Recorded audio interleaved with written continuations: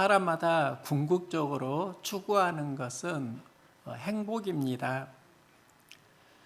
또 사람마다 행복을 느끼는 것은 다 다릅니다. 많은 사람들이 큰 행복을 추구하면서 작은 행복을 놓치고 살아갈 수도 있는데요. 현대인에게 중요한 가치가 소확행입니다. 소소한 일상에서 확실한 행복을 경험하는 것, 이것을 소확행이라고 하는데요.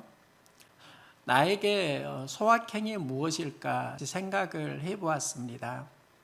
새벽 예배를 드리고 커피 한 잔을 하면서 화분과 텃밭을 둘러보는 것, 참 마음이 좋습니다. 자라는 식물을 보면 재미가 있고요. 또 식물을 보면서 내 손이 가고 또 손이 간 그 식물을 통해서 장거리도 만들고 그게 참 좋습니다. 텃밭 가꾸기가 경제적인 건 아닌 것 같습니다.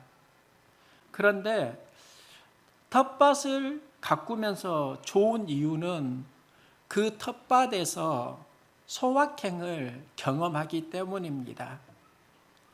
그 일상이 주는 기대와 재미가 있습니다. 예전에는 반려견을 키우는 분을 이해하지 못했습니다. 반려견을 키우는데 돈이 제법 많이 들어갑니다. 그런데 제가 한 가지 발견한 건 관계가 주는 행복이 있습니다. 반려견과 함께 수고를 하고요. 또 그 과정에 많은 행복을 누리고 있습니다. 그럼 그리스도인은 어디에서 행복을 경험해야 하는가? 사건 속에서 하나님 마음을 만나면 행복합니다. 열매 맺는 삶을 살아가면 행복합니다. 삶의 의미와 가치를 만나면 행복합니다. 하나님께 영광 돌리는 삶을 살아갈 때 행복합니다. 예수님은 포도나무와 가지에서 말씀하시는데요. 너희가 열매를 많이 맺으면 내 아버지께서 영광을 받으실 것이요 너희는 내 제자가 되리라. 청년 시절에 이런 기도를 많이 했습니다. 하나님, 나의 신앙이 무리가 아니라 제자가 되게 해주세요. 그리고 제자가 되는 그 신앙의 중심에는 십자가가 있습니다. 무리는 십자가를 감당하지 못하고 자기의 필요에 따라서만 움직이는데 제자는 주님의 필요가 무엇인지를 보고 십자가를 감당하면서 신앙생활을 합니다. 구원을 이루는 믿음은 예수 그리스도이고요. 성장하는 삶은 십자가에서 찾았습니다. 예수 믿으면 구원을 받습니다. 예수님은 구원의 믿음입니다. 이제 그 구원의 믿음이 하나님의 자녀로 어울리게 살아가려고 하면 수준의 믿음이 있어야 합니다. 수준의 믿음은 십자가를 감당하면서 살 때 성장합니다. 그런데 제자에게 필요한 또 하나의 가치가 있는데요. 그건 바로 하나님께 영광 돌리는 열매의 삶입니다. 열매를 많이 맺으면 내 아버지께서 영광을 받으실 것이요 너희는 내 제자가 되리라. 제자는 하나님께 영광 돌리는 열매를 맺어가는 사람들이라고 할 수 있습니다. 교회를 개척하고 그 과정에 십자가를 감당을 했습니다. 그 현장에는 눈물도 있었고 은혜와 감격도 많았습니다. 교회에 출석하지 않는데 도와주시는 분들도 제법 있었습니다. 나와 인연도 없고 알지도 못하는데 왜 우리 선원 공동체를 도와주지? 전에는 개척을 하고 미자립 교회에서 도와준다고 생각을 했습니다. 그런데 한 가지 저에게 새로운 마음이 오더라고요. 그분들은 예수 이름으로 작은 자를 돕는 그 믿음으로 하나님을 섬겼고, 하나님을 섬기는 그 과정에 내가 있었다는 겁니다. 하나님께 영광 돌리는 그 믿음이 돕는 손길로 연결이 되었다는 것을 보았습니다. 모든 그리스도인은 하나님께 영광 돌리는 삶에 대한 열망이 있습니다. 그런데 그 열망을 큰 데에서만 찾을 건 아닙니다. 소소한 일상에도 많이 있습니다. 집에서 설거지를 하는 것도 하나님께 영광을 돌리는 삶일 수 있습니다. 자녀들을 기르는 그 수고 속에도 하나님께 영광을 돌리는 삶이 포함됩니다. 예수님은 하나님께 영광 돌리는 성장을 제자라고 하십니다. 열매를 많이 맺으면 아버지께서 영광을 받으실 것이요 그때 너희는 제자가 되리라. 바울은 왜 힘들고 어려운 상황에서 기뻐하고 감사했을까? 바울은 어려운 상황에서 하나님께 영광 돌리는 믿음을 품습니다. 그 믿음이 찬양하고 기도하게 합니다.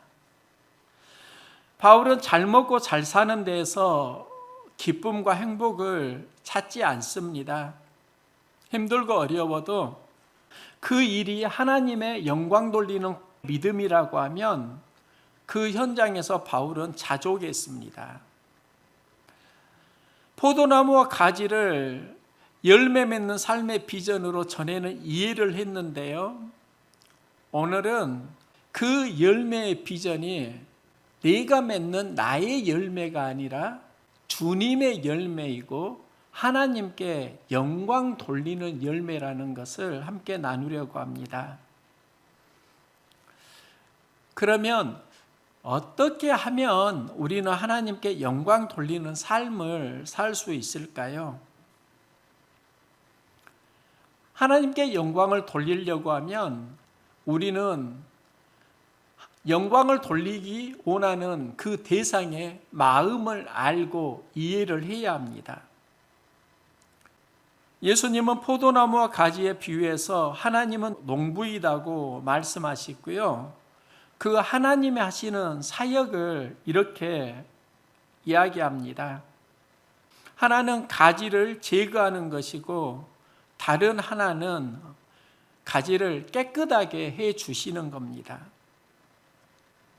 열매를 맺지 않는 가지는 제거하고 열매를 더 맺게 하기 위해서 가지를 깨끗하게 하신다. 그러면 기억해야 하는 것은 무엇인가? 제거가 아니라 깨끗하게 하시는 들어올림의 마음입니다. 저는 어릴 때 시골에서 농사를 짓고 지냈습니다. 마을에 포도나무가 있어서 그걸 많이 보아왔습니다. 열매를 맺어가는 과정을 경험을 했는데요. 과수원에서 열매를 맺어갈 때 가지치기를 합니다. 그건 제거하는 겁니다. 깨끗하게 하신다. 이건 들어 올려주는 걸 의미합니다. 포도나무에 열매가 맺히면 가지는 그 열매의 무게를 감당하면서 힘들어합니다. 그때부터 가지가 땅으로 처지게 되는데요. 이것을 방치하면 열매에 흙이 묻고 먼지가 쌓입니다. 그래서 농부는 가지를 들어 올려주고 철사로 동여매고 끈으로 연결을 하기도 하는데요. 이것을 깨끗하게 하시느니라, 이 의미입니다. 만일 농부가 철사와 끈으로 도와주지 않으면 가지는 땅으로 가고 열매는 먼지가 묻고 곰팡이가 피고 상품 가치를 잃게 됩니다. 하나님의 마음은 제거가 아니라 들어 올려주는 것인데요. 이 들어 올려줌이 포도나무와 가지가 붙어 있을 때 가능한 비전입니다. 만일 포도나무와 가지가 분리되어 있다고 하면 그 가지는 제거됩니다. 말씀과 붙어 있으면 도와주시는 하나님을 만날 수 있습니다. 내 힘으로 안 될 때 하나님 나 도와주세요. 하나님의 도움을 경험하려고 하면 말씀을 품고 말씀과 동행하는 삶을 살아가야 합니다. 가지가 힘들 때면 두 가지 경험을 하는데요. 하나는 땅으로 향하는 성향이 있습니다. 힘들고 어려울 때 우리는 땅의 기운을 많이 받습니다. 본능은 힘들고 어려우면 땅으로 향하려고 하는 성향이 있습니다. 이때 하나님을 만날 기회이기도 합니다. 힘들고 어려울 때 들어 올려주시는 하나님을 체험할 수 있습니다. 하나님을 경험하면 말씀이 들어오고 그 말씀이 우리의 본능을 이기게 하시고 삶을 살아가는 힘과 용기를 얻습니다. 그래서 우리에게 필요한 게 내 마음으로 사는 인생이 아니라 하나님 마음으로 새 힘을 얻는 인생입니다. 예전에 어린이 동화책 알사탕을 읽은 적이 있습니다. 30분이면 모두 다 충분히 읽을 수 있는 그림책입니다. 이 책을 읽고 우리 자녀들에게도 읽어보라고 했습니다. 아이들은 그 책을 읽고요. 재미있다는 말을 안 하더라고요. 그래서 그 책을 자녀들과 함께 읽으면서 의미를 나누었습니다. 그 의미를 아이들이 들으니까 그때 와 재밌다 그런 이야기를 하는 걸 들었습니다.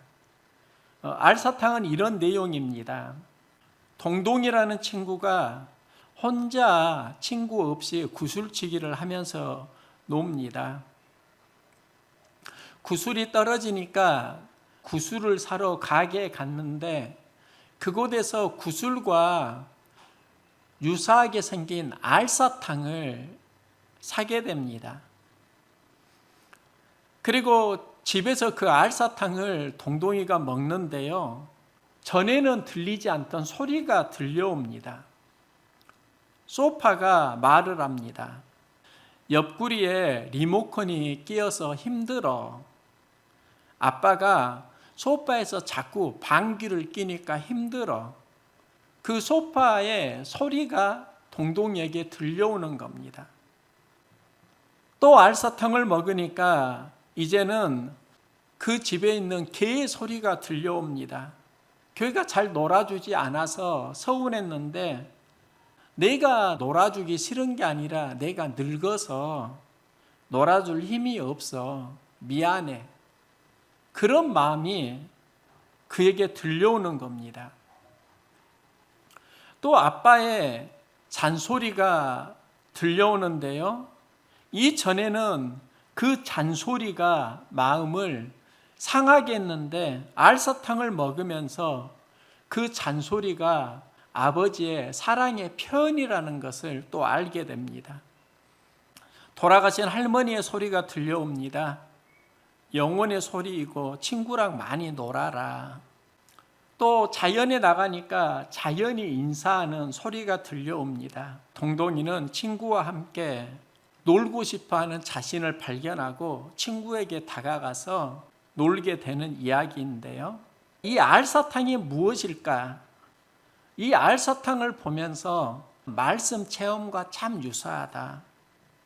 알사탕을 먹을 때 그가 가지고 있었던 많은 오해와 갈등이 풀리는 걸 볼 수 있는데요. 우리의 삶도 말씀을 먹으면 본능에서 나오는 많은 오해들이 풀리는 그런 경험을 할 수 있습니다. 해석이 새로워집니다. 또 바라보는 비전과 생각하는 깨달음이 달라집니다. 우리가 말씀을 먹으며 무엇을 경험할 수 있는가? 말씀을 읽으면 궁극적으로 하나님의 마음을 만날 수 있습니다. 내가 만나는 하나님의 마음은 우리에게 새로운 힘과 능력을 줍니다. 가지가 열매 맺는 그 과정이 우리의 삶과 유사하다는 것을 알 수 있는데요. 가지가 왜 땅으로 자꾸 처지고 곰팡이가 피게 되는가? 그때는 열매를 많이 맺을 때입니다. 가지는 하늘 성향으로 위로 올라가 있는데 그에게 포도 열매가 맺히게 되면 그 포도 열매가 주는 무게감이 있어서 그때부터 땅으로 향하게 됩니다. 이 열매가 우리를 힘들게 하는 그것이 우리를 살리는 생명이더라고요.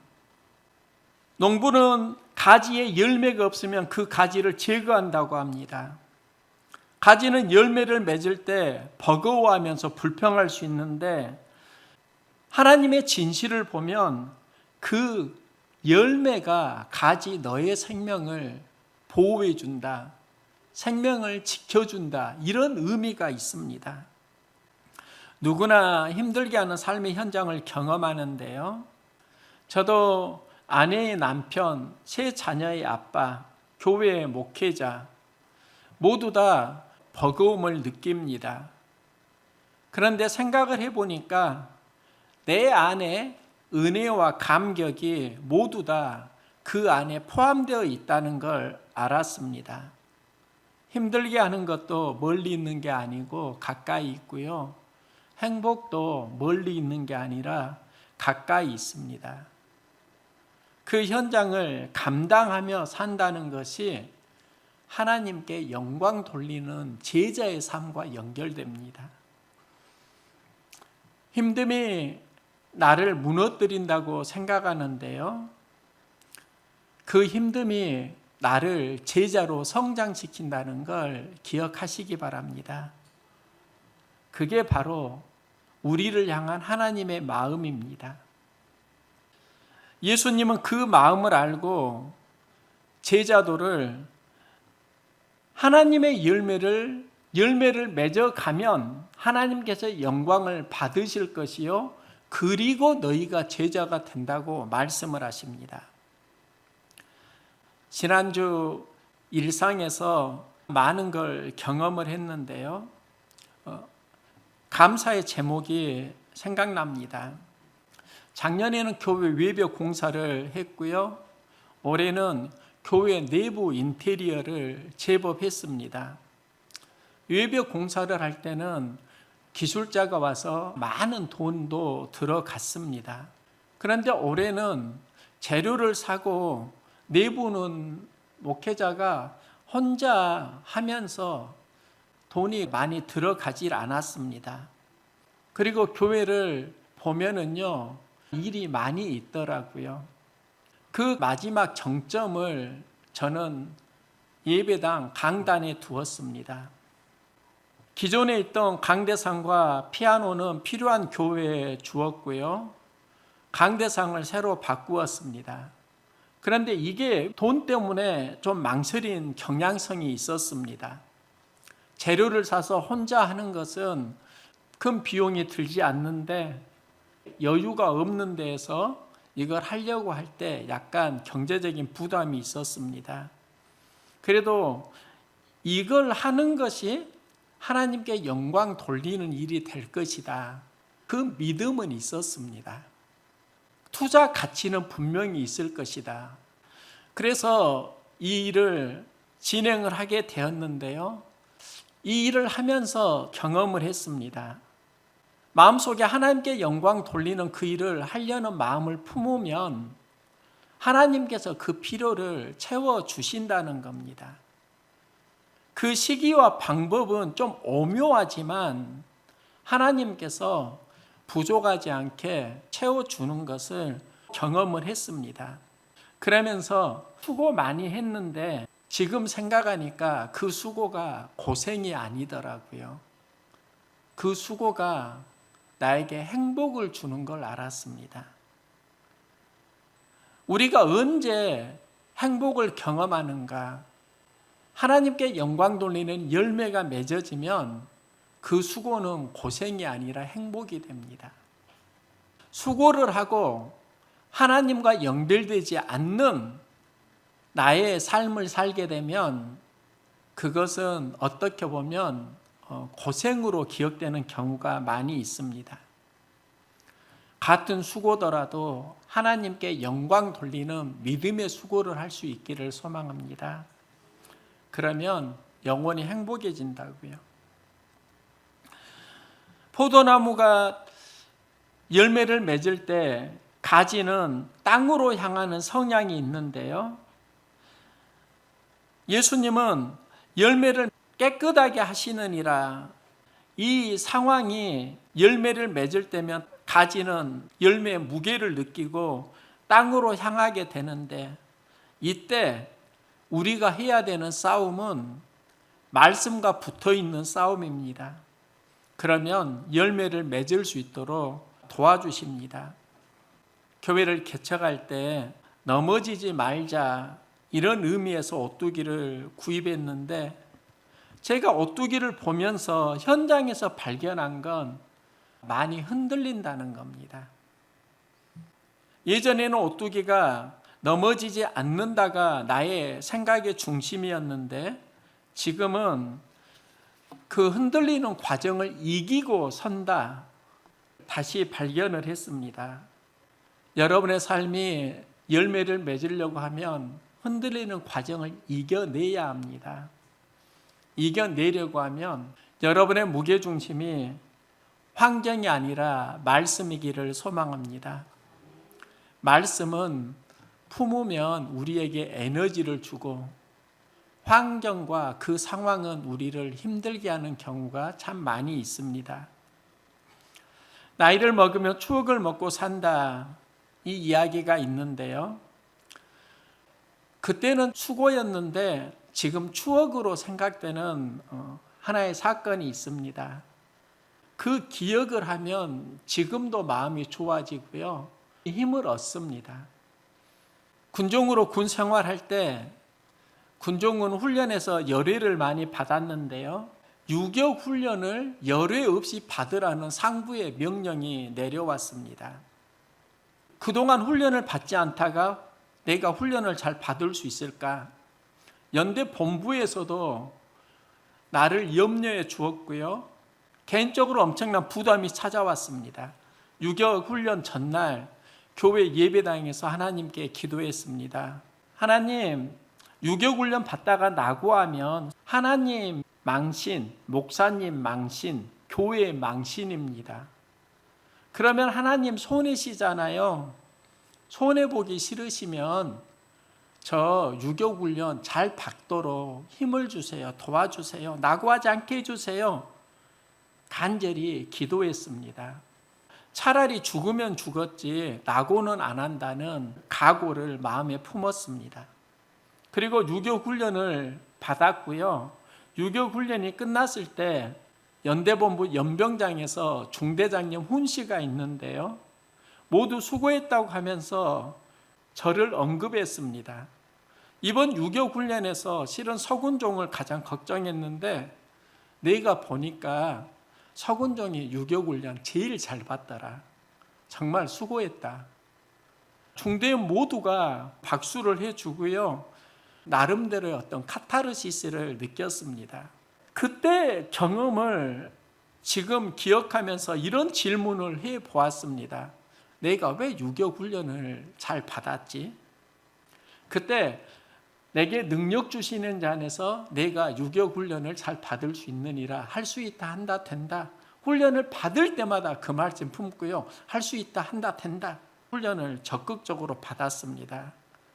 말씀을 품으니까 말씀이 주는 에너지가 느껴지더라고요. 일상에서 환경을 품으면 환경이 주는 에너지가 느껴지고 불평, 원망이 나오는데, 말씀을 품으니까 용기를 주시는 하나님의 에너지가 느껴지는 겁니다. 우리가 일을 할 때는 에너지가 필요합니다. 에너지를 얻으려고 하면 말씀을 붙들 수 있기를 소망합니다. 예수님은 말씀합니다. 나는 포도나무, 너희는 가지라. 그가 내 안에, 내가 그 안에 거하면 사람이 열매를 많이 맺나니 나를 떠나서는 너희가 아무것도 할 수 없느니라. 내 안에 거하라. 말씀 안에 거하면 열매를 많이 맺는다. 에너지를 하나님이 주신다는 겁니다. 마음이 있어도 에너지가 없으면 열매 맺을 수 없습니다. 말씀이 주는 에너지가 우리에게 작동할 때 하나님께 영광 돌리는 열매를 맺게 합니다. 우리가 추구하는 행복은 잘 먹고 잘 노는 것인가요? 그런 행복에 삶의 의미를 두고 싶진 않습니다. 하나님께 영광 돌리는 열매에서 삶의 행복과 의미를 찾고 싶습니다. 그럼 어떻게 하나님께 영광 돌리는 열매를 맺을 수 있는가? 그건 내가 맺는 열매가 아니라 내가 말씀과 붙어 있을 때 말씀이 맺어가는 열매입니다. 내 마음대로 내가 원하는 삶을 살아갈 때 우리는 행복할 수 있다고 생각하지만 방황하는 나를 발견할 수 있습니다. 말씀을 따라가면 우리는 그게 버겁다고 생각하지만 말씀이 우리를 지켜줍니다. 말씀이 주는 에너지로 살아갈 때 우리는 하나님이 주시는 평안을 누리고 행복을 경험할 수 있습니다. 내 영혼이 일상 속에서 말씀이 주는 에너지를 만날 수 있기를 소망합니다. 행복이 시작됩니다. 하나님께 영광 돌리는 열매를 통해서 제자가 되고 세상에 줄 수 없는 행복한 삶 함께 살아갈 수 있기를 소망합니다.